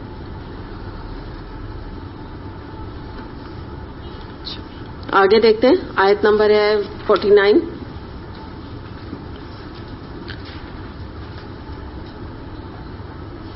اچھا، یہ ایسا کرتے ہیں کہ آیت نمبر 49 سے 52 تک ہم اس کو دیکھیں گے کیونکہ یہ ایک ہی مضمون چل رہا ہے اور چھوٹی چھوٹی آیات ہیں.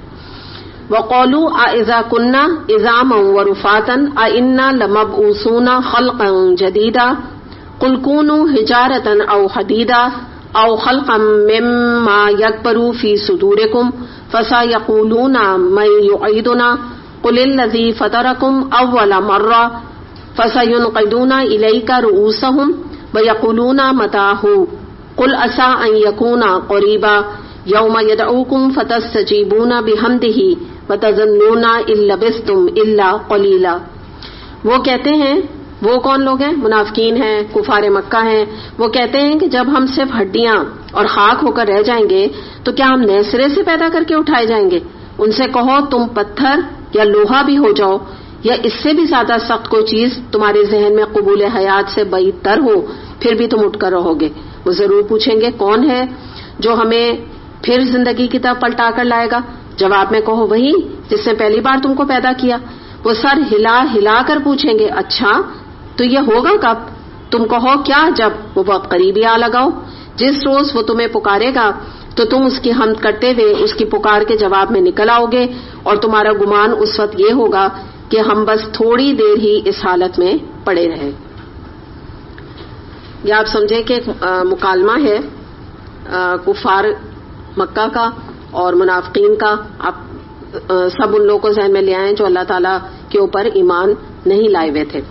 تو یہاں پہ ہم دیکھتے ہیں کہ کیا سوال کر رہے ہیں. کہتے تھے نبی کریم صلی اللہ علیہ وسلم سے، اصل میں کہتے تھے کہ یہ بتائیے آپ کہ جب ہم مٹی ہو جائیں گے، ریزہ ریزہ ہو جائیں گے، قبر کے اندر ڈال دیے جائیں گے، ہماری ہڈیاں رل مل جائیں گی اور ہمارے جیسے آج کی آپ سائنٹیفک لینگویج میں کہیں کہ ہمارے سارے سیل ختم ہو جائیں گے، تو ہم کیسے دوبارہ زندہ کیے جائیں گے؟ کہنے کو سوال ہے لیکن دراصل کیا ہے؟ انکار ہے. انداز جو ہے نا بات کرنے کا کیا ہے کہ یہ تو اٹ از جسٹ امپاسبل. جیسے ایسے سوال کرنا کہ دوسرے کے اوپر طنزیہ انداز سے کہنا او یہ کیسے پاسبل ہے، یہ کیسے ہو سکتا ہے، یہ والا انداز نا ایک طرح سے اس کو کہتے ہیں استفہام انکاری، کوشچن کی طرح سے انکار کرنا، سوال کرنا لیکن اس کے اندر دراصل انکار پوشیدہ ہوتا ہے.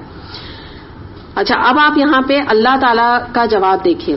اللہ تعالیٰ نے نبی کریم صلی اللہ علیہ وسلم کو فرمایا کہ آپ ان سے کہہ دیجئے کہ تم یہ کہو کہ تم چاہے پتھر بن جاؤ، تم لوہا بن جاؤ. یعنی مراد یہ ہے کہ تم گل جاؤ یا تم نہ گلو. مثال کے طور پہ تمہاری ہڈیاں لوہے کی طرح رہیں آخری دن تک تو بھی اللہ تعالیٰ کچھ بھی تم اس سے سخت چیز بھی اپنے ذہن میں لے آؤ کہ تمہاری باڈی ایسی ہو جائے اسٹرانگ، پھر بھی اللہ تعالیٰ چاہے گا تمہیں دوبارہ سے زندہ کر دے گا.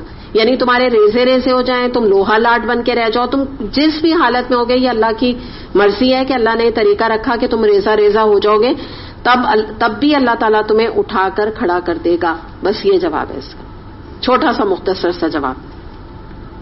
اب آپ یہاں دیکھیے دوسری بات کیا ہوئی کہ پھر دوبارہ کہنے لگے کہ پھر کہتے ہیں کہ اچھا پھر یہ تو بتاؤ کہ کون ہمیں زندگی کی طرف دوبارہ پلٹا کے لائے گا. یعنی کیا ہے، ابھی بھی کنوینس نہیں ہوئے. تو آپ کا اچھا نہیں تو پھر ایسا کیسے ہوگا، پھر ہم دوبارہ کیسے زندہ ہوں گے؟ تو کیا بتایا اللہ تعالیٰ نے جواب دینے کا طریقہ نبی کریم صلی اللہ علیہ وسلم کو. جواب میں تم کہو، تم کون؟ نبی کریم صلی اللہ علیہ وسلم. آپ کہیے وہی جس نے تمہیں پہلی دفعہ پیدا کیا. سمپل آنسر ہے، جس نے تمہیں پہلی دفعہ پیدا کیا وہی تم کو دوبارہ اٹھا کھڑا کرے گا. تو جس طرح یہ مختلف طریقے سے سوال کر رہے ہیں اس طرح اگر آپ یہاں پہ دیکھیے اللہ تعالیٰ نبی کریم صلی اللہ علیہ وسلم کو پیشنس کے ساتھ جواب دینے کا طریقہ بتا رہے ہیں. اور آپ اگر آپ بات کو سمجھیں تو ایک چیز ہم اچھی طرح سے اس بات کو سمجھ سکتے ہیں کہ ایک دفعہ انسان کوئی چیز بناتا ہے یا اپنے ہاتھ سے اس کو ڈیزائن کرتا ہے، جس میں مثال کے طور پہ آپ کچھ بھی اپنے ذہن میں لے آئیں کہ جیسے جس نے زندگی میں پہلی دفعہ روٹی بنائی، جب وہ اگلی دفعہ روٹی بنائے گا تو وہ پہلے سے بہتر بنائے گا نا، اور آسانی کے ساتھ بنائے گا، جس کو کہتے ہیں نا practice makes a man perfect. پھر اس کے بعد اگر ایک آدمی پہلی دفعہ زندگی میں پینٹنگ بنائے گا، اس کے بعد جب وہ پینٹنگ بنائے گا اس کی پینٹنگ پرفیکٹ ہوتی چلی جائے گی کیونکہ پریکٹس ہوتی چلی جائے گی. ایک دفعہ جس بچے نے ایگزام میں جب پہلی دفعہ بیٹھے گا جو ڈر و خوف اس کا ہوگا وہ اگلے سال کے امتحان میں نہیں ہوگا. کیوں؟ کیونکہ اس کو پریکٹس ہو گئی، اس کو آئیڈیا ہو گیا ایگزام کیسے دیا جاتا ہے. تو اسی طریقے سے جب پہلی دفعہ آپ مثال کے طور پہ کوئی درس دیتا ہے، پہلی دفعہ آپ کو بہت مشکل درس لگتا ہے، آپ کو گھنٹوں اس کو پریپیئر کرنا پڑتا ہے، گھنٹوں لگانے پڑتے ہیں اس کو لکھنے میں، پھر اس کے بعد اس کو بائی ہارٹ دماغ میں بٹھانے میں، ایبزارب کرنے میں، احادیث کو یاد کرنے میں. جب آپ درس میں پرفیکٹ ہو جاتے ہیں، جب آپ کا دوسرا تیسرا درس ہوتا ہے تو آپ کو کم ٹائم لگتا ہے. پھر ایک وقت ایسا آتا ہے جب چوتھا، پانچواں یا چھٹا یا 10واں درس ہوتا ہے تو بعض دفعہ آپ جو لوگ ہوتے ہیں وہ قرآن کھولتے ہیں اور قرآن کھول کے وہ درس دینا شروع کر دیتے ہیں. ان کو پہلے سے نہ پریکٹس کی ضرورت ہوتی ہے، نہ ان کو کوئی نوٹس بنانے ہوتے ہیں. ان کے ذہن ایک آیت آتی ہے اور ان کے دماغ میں جو ہے نا وہ تفسیر کا یا ایکسپلینیشن کا سمندر خود بخود آنے لگتا ہے اللہ کی طرف سے نا. تو پتہ کیا چل رہا ہے کہ جیسے جیسے انسان کی پریکٹس ہوتی جاتی ہے اس کام کو کرنا ایک ہم جیسے عام انسانوں کے لیے آسان ہوتا چلا جاتا ہے. تو کہاں تو یہاں اللہ تعالیٰ کی بات ہے کہ اگر اللہ تعالیٰ نے ایک دفعہ پیدا انسان کو کر دیا، چاہے وہ قبر میں ریزہ ریزہ ہو گیا، چاہے اس کے ذرات باقی رہ گئے، چاہے ہڈیاں رہ گئیں، چاہے لوہا بن گیا جیسے اللہ تعالیٰ کہہ رہے ہیں، ان چیزوں سے اللہ تعالیٰ کو کوئی پرواہ نہیں. اللہ تعالیٰ دوبارہ اسے کھڑا کر دے گا بس جس بھی حالت میں وہ ہوگا. اور یہ کوئی اتنی بڑی بات اللہ کے لیے ہے نہیں. جب اللہ نے پہلی دفعہ پیدا کیا ہو تو دوسری دفعہ پیدا کرنے پہ وہ کوئی قادر نہیں ہے. ایک اور بات سے بات سمجھ لیں کہ کیا پہلے زمانے میں جو کفار پیدا ہو گیا بس وہی پیدا ہو گیا؟ آج تک کیا بچے نہیں پیدا ہو رہے؟ آج تک بھی تخلیق اللہ تعالیٰ کر رہے ہیں نا. تو یہ تو نہیں ہے کہ بس ان کو بنا دیا تو بس اب سلسلہ ختم ہو گیا. لوگ ویسے ہی مر بھی رہے ہیں اور بورن بھی ہو رہے ہیں. ساری کائنات اسی طرح اللہ تعالیٰ چلا رہا ہے. تو اللہ تعالیٰ کے لیے کوئی چیز ایسی انہونی نہیں نا. تو اب یہاں پہ اس حوالے سے اس کے کچھ اینگلز کو ہم دیکھتے ہیں. مورل آف دا اسٹوری کیا ہے، ہمارے لیے سبق کیا ہے کہ دیکھیں ہر جب سوال کیا جائے لوگوں کی طرف سے، خاص طور پہ ان کی بات کر رہی ہوں جب آپ قرآن کے لیے درس کے لیے جاتے ہیں نا، یعنی قرآن پڑھانے تو میں آپ سے نہیں کہوں گی کیونکہ جو ریگولر بیسس پہ قرآن پڑھتے ہیں نا ان کے ذہنوں پہ ایسے اسٹوپڈ یا کہنا نہیں چاہیے یہ لفظ، مگر میں حقیقتاً کہہ رہی ہوں کہ بے تکے سوال جس سے کہ کنٹروورسی کریٹ کرنا مقصد ہوتا ہے یا قرآن کی نعوذ باللہ تحقیر کرنا مقصد ہوتا ہے وہ ذہن میں نہیں آتے جو قرآن کے میرا مطلب ہے کلاس میں ہوتے ہیں. لیکن جو لوگ رینڈم جیسے کہیں مل جائیں گے، کسی عالم سے مل جائیں گے یا کبھی یعنی قرآن کی کلاس نہیں اٹینڈ کی، کبھی قرآن کے بارے میں پڑھا نہیں، بس دل میں وہی جو باتیں ہیں نا جو دل میں اٹھ رہی ہیں جو منہ میں آیا نا تو وہ سوال جڑ دیا، یا یہ کہ کبھی ایک آدھ دفعہ درس اٹینڈ کیا اس میں کچھ آدھی باتیں سمجھ آئیں آدھی سمجھ نہیں آئیں تو اب وہ عجیب و غریب قسم کے سوال کرتے ہیں. جیسے مثال کے طور پہ کہیں گے کہ اللہ تعالیٰ نے دنیا کیوں بنائی یہ بتائیں. ایک ہوتا ہے نا کوئی انسان کے سوال کا کوئی مقصد ہوتا ہے، کوئی سر پیر ہوتا ہے نا. اب اللہ تعالیٰ نے دنیا کیوں بنائی یہ قرآن پڑھنے والا کیا جواب دے گا؟ آپ بتائیے مجھے اس کا کیا جواب ہونا چاہیے. چلیں ٹھیک ہے، یہ بھی ٹھیک ہے ہاں، لیکن یہ تو آپ ان کو ایکسپلین کرنے لگ گئے نا، مطلب یہ تو آپ تفسیر بتانے لگے. اس سے آسان جواب کیا ہے؟ بالکل اللہ کی مرضی، واللہ عالم. یہ آپ نے سنا، یہ کہیں آپ لکھ لیں ٹھیک ہے. ہر بات تقریر نہیں ہوگی جو رابعہ تم کہہ رہی ہو، کہیں کہیں بالکل آپ جیسے آپ کو لگے نا کہ سم ٹائمز آپ میک آؤٹ نہیں کرتے کہ یہ آدمی تنزیہ طور پہ یہ سوال کر رہا ہے یا ویدر مطلب ہی از جینون. ہم کنفیوز ہو جاتے ہیں، ہمیں نہیں پتا ہوتا. یعنی میں اپنے بھی حوالے سے کہہ رہی ہوں کہ مجھے انداز سے نا ان کے بولنے کے انداز سے سم ٹائمز آئیڈیا نہیں ہوتا. تو کہیں تو بالکل ٹھیک ہے کہ ہم ایک سورہ کہف یا سورہ ملک دونوں کی ایک آیت ہم نے کوٹ کر کے بتا دی کہ بھئی اللہ نے آزمائش کے لیے پیدا کیا، ٹھیک ہے، موت اور حیات بنائی تاکہ دیکھے تم کون بہترین عمل کرتے ہو، سورہ ملک کی ہے ٹھیک ہے. اچھا کہیں پہ کیا ہے کہ آپ نے بعض لوگوں کو سنا ہوگا کہ کہتے ہیں کہ یہ جو زلزلہ آ گیا، چین میں زلزلہ آ گیا، ایبٹ آباد میں زلزلہ آ گیا، یہ کیا ملا اللہ کو کر کے؟ نعوذ باللہ. سنا ہے نا آپ نے یہ بات؟ اب آپ مجھے بتائیے اس کا کوئی جواب ہے؟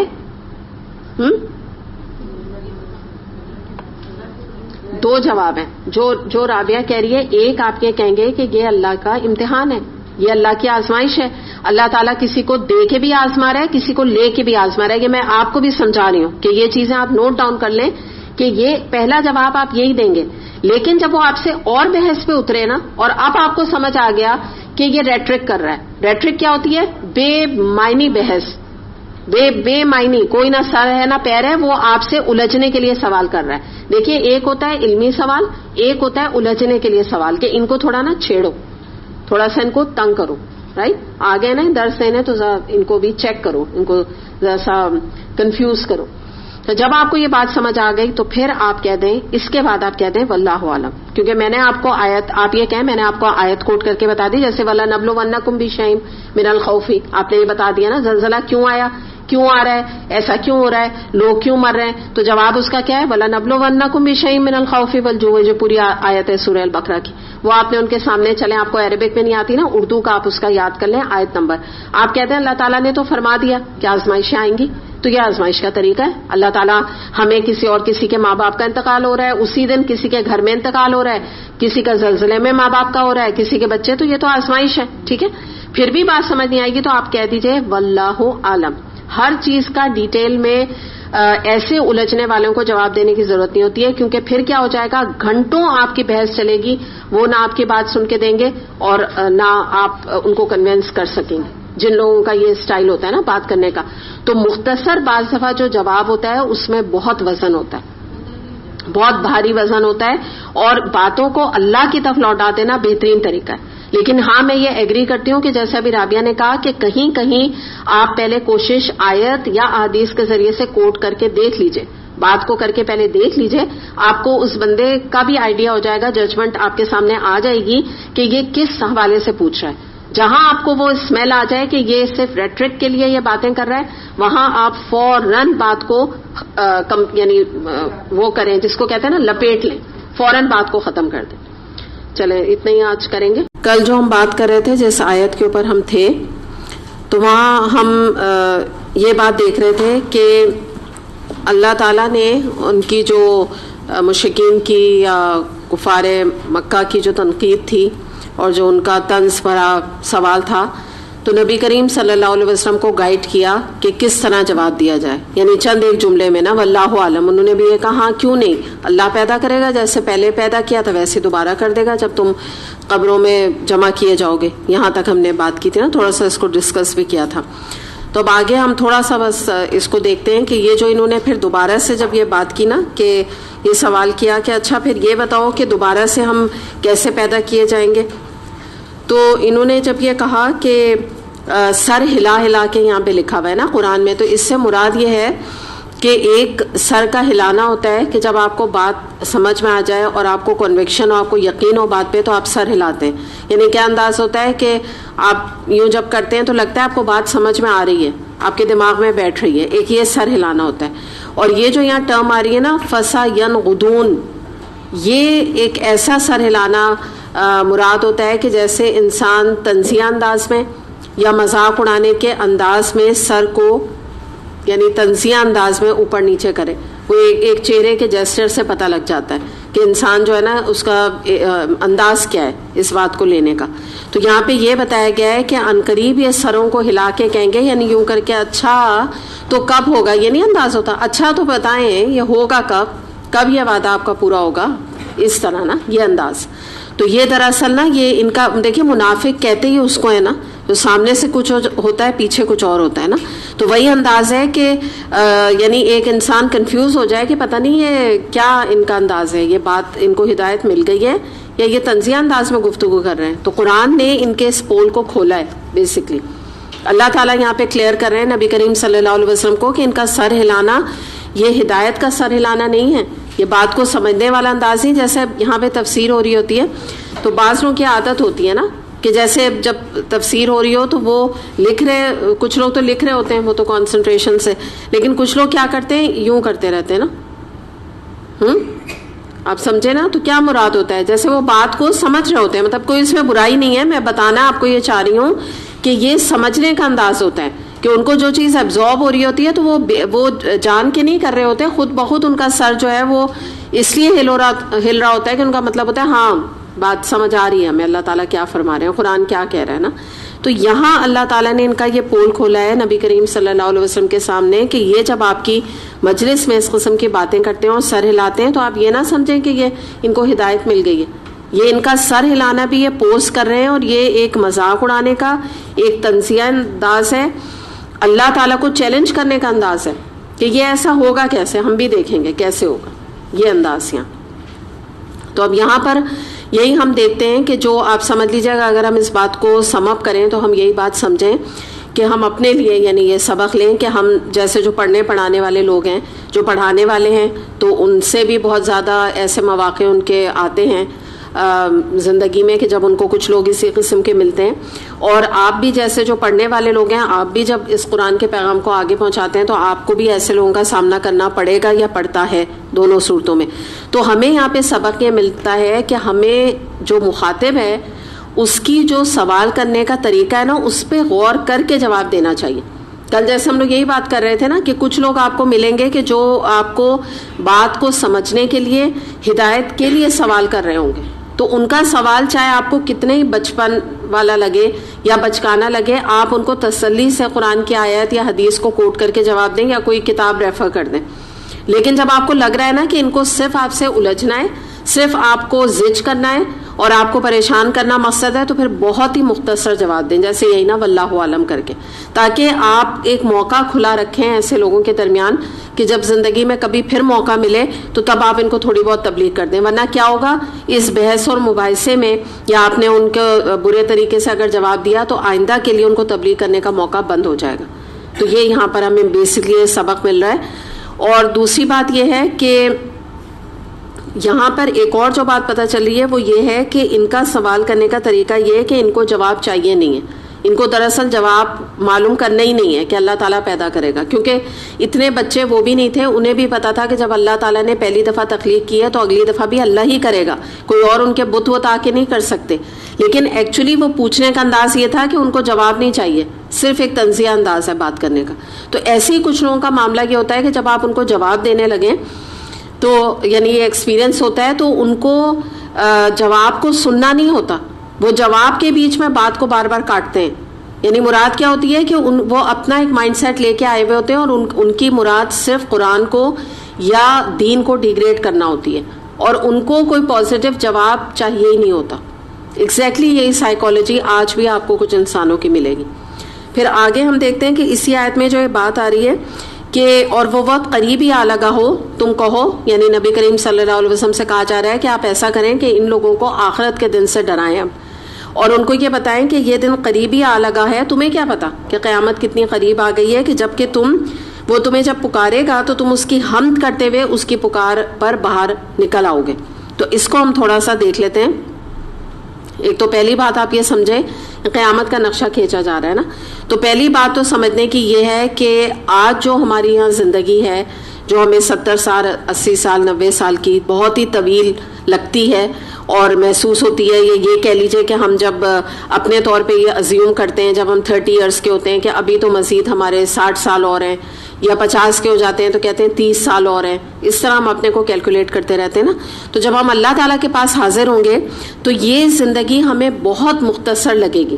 یہ یعنی ایک امیزنگ فیکٹ ہے جو کہ قرآن ہمیں کھول کے بتاتا ہے. ہمیں خود نہیں پتا یہ بات, کیونکہ ہم اندازہ نہیں لگا سکتے. ہم جب یہاں رہتے ہیں ہم ایسی کیلکولیشن کرتے ہیں, خاص طور پہ ایک 20 سال کی بچی ابھی ہے یا 30 سال کی کوئی بچی ہے, تو وہ تو بہت زیادہ اس کو تو دھیان یہ جاتا ہے کہ ابھی تو بہت سال ہے. تو اس میں ہم یہ دیکھتے ہیں کہ سورہ نازیات آیت نمبر 46 میں یہ آتا ہے, کأنہم یوم یرونہا لم یلبثوا الا عشیۃ او ضحاہا, جب وہ قیامت کو دیکھ لیں گے تو دنیا کی زندگی انہیں ایسی لگے گی گویا اس میں ایک شام یا ایک صبح رہے ہیں.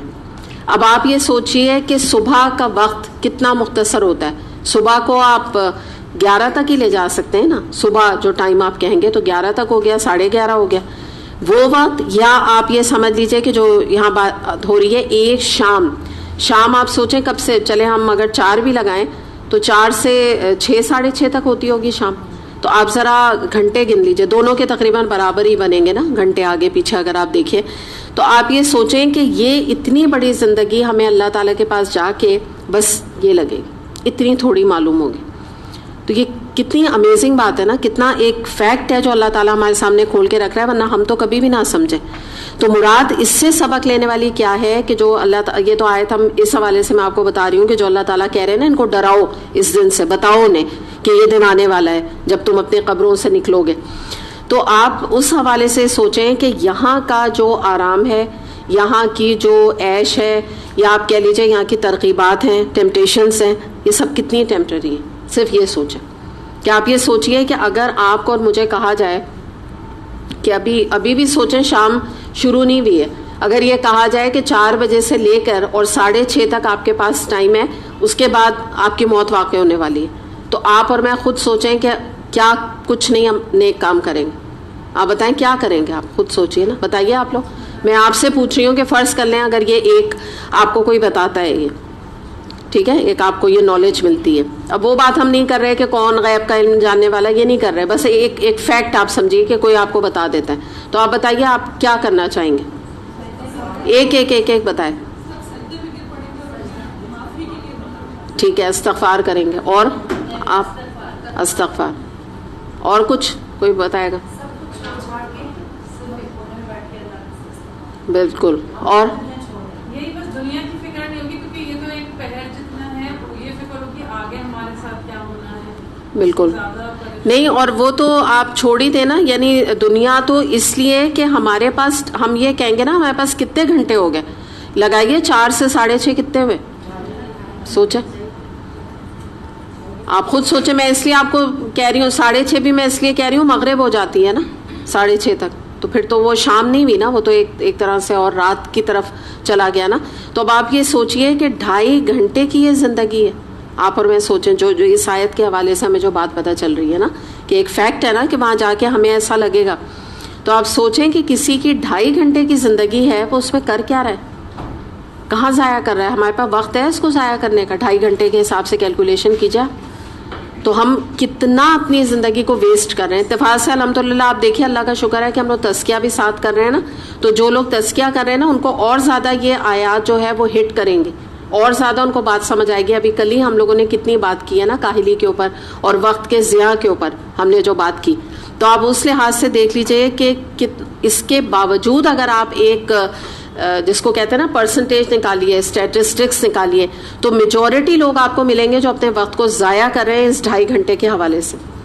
اس 2.5 گھنٹے میں وہ بہت ہی کم لوگ ہیں جو پروڈکٹیو کام کر کے اللہ کے پاس وہ کام لے کے جا رہے ہیں کہ جس کی کہ وہاں پہ کوئی ویلیو ہے. اور میں نے آپ کو بتایا نا کہ دیکھیں، ایک دفعہ آپ کو یاد ہے میں نے آپ کو ایک کسی کا لیکچر میں نے سنا تھا، تو میں نے آپ کو ایک بریک اپ دیا تھا اپنی زندگی کا نا، کہ اتنا ٹائم ہمارا یہاں گزر رہا ہے، اتنا زندگی کا ٹائم ہمارا سوتے میں گزر رہا ہے. یاد ہے آپ کو جو آپ لوگوں نے اٹینڈ کیا تھا؟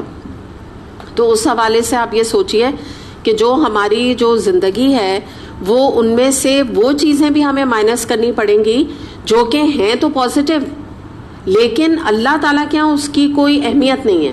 مسئلہ یہ بھی ہے.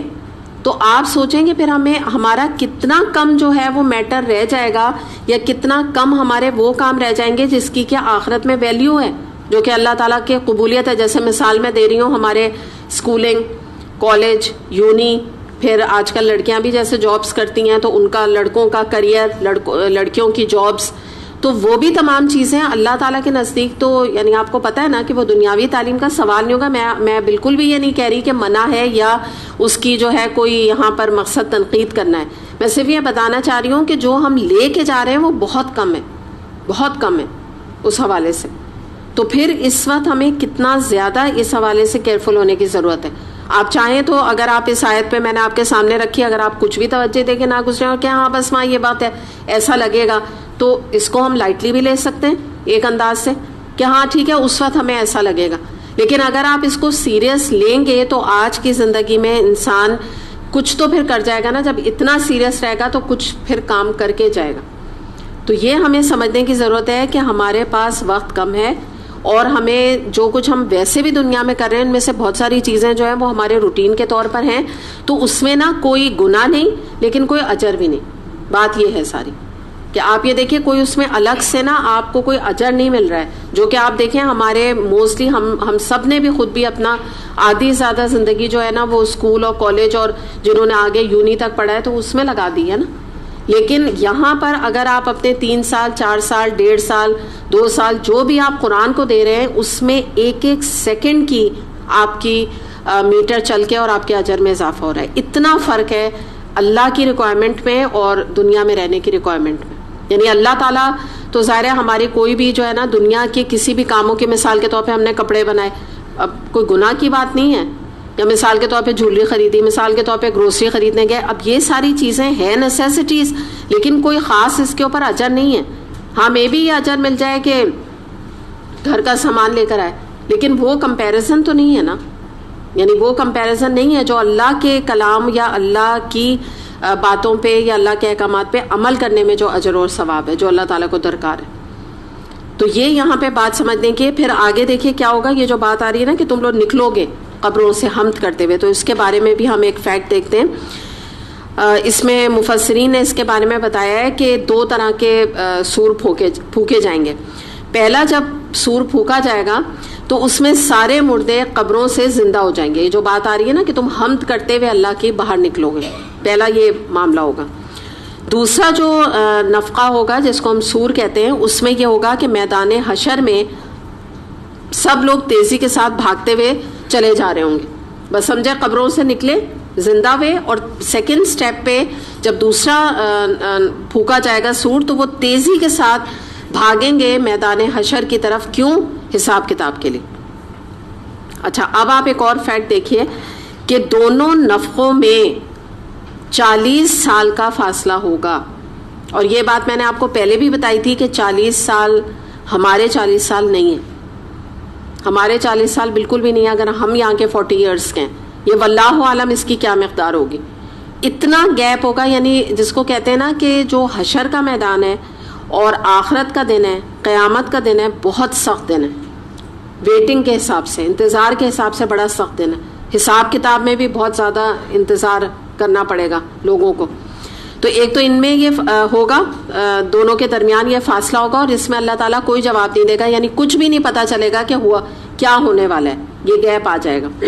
اس کے بعد جو ہے پھر کہتے ہیں کہ یہ جو سیکنڈ جب نفقے میں نے آپ کو بتایا نا کہ یہ اٹھیں گے اور سر پر بھاگیں گے، اس کے بعد تو کہیں گے کہ سورہ یاسین آیت نمبر 52 میں آتا ہے کہ یہ کہیں گے افسوس ہماری خوابگاہوں سے کس نے ہمیں اٹھا دیا. یعنی قبر سے جب نکلیں گے تو ان کو قبر کی زندگی آپ کو ویسے بھی پتہ ہے کہ ایک خواب کی سی کیفیت ہے نا، ہوگی. تو کہیں گے کہ کس نے ہمیں اٹھا کے بٹھا دیا نا، یہ کیا ہو رہا ہے. ایک دم سے ایک عجیب کیفیت ہوگی کہ جب قبروں سے اٹھائے جائیں گے. تو اس فیکٹ کی طرف بھی یہاں اشارہ کیا جا رہا ہے کہ اللہ تعالیٰ کہیں گے کہ تم اس کی حمد کرتے ہوئے باہر نکل آؤ گے، اور تمہارا گمان اس وقت یہ ہوگا کہ ہم تھوڑی حالت میں ہی پڑے رہیں. وہی میں نے آپ کو کہا نا کہ اتنا مختصر عرصہ قبر میں بھی ہم نے، یعنی یہ تو میں نے آپ کو دنیا سورہ نازیات میں مثال دی ہے، یہ دنیا کی دی ہے. انسان کو دنیا کی زندگی اتنی لگے گی، لیکن اس آیت میں یہ بتایا جا رہا ہے کہ ہم تھوڑی ہی دیر جو ہے اس حالت میں پڑے رہیں. یعنی آپ قبر کی طرف بھی یہاں اشارہ ہو سکتا ہے کہ قبر کی زندگی بھی انسان کو ایسے ہی لگے گی. کچھ نہیں اسے سمجھ آئے گا کہ میں نے کتنا ٹائم یہاں گزار دیا. تو یہ وہ فیکٹس ہیں جن کی طرف اس آیت میں اشارہ کیا جا رہا ہے. آگے دیکھتے ہیں، آیت نمبر ہے 53 اور 54.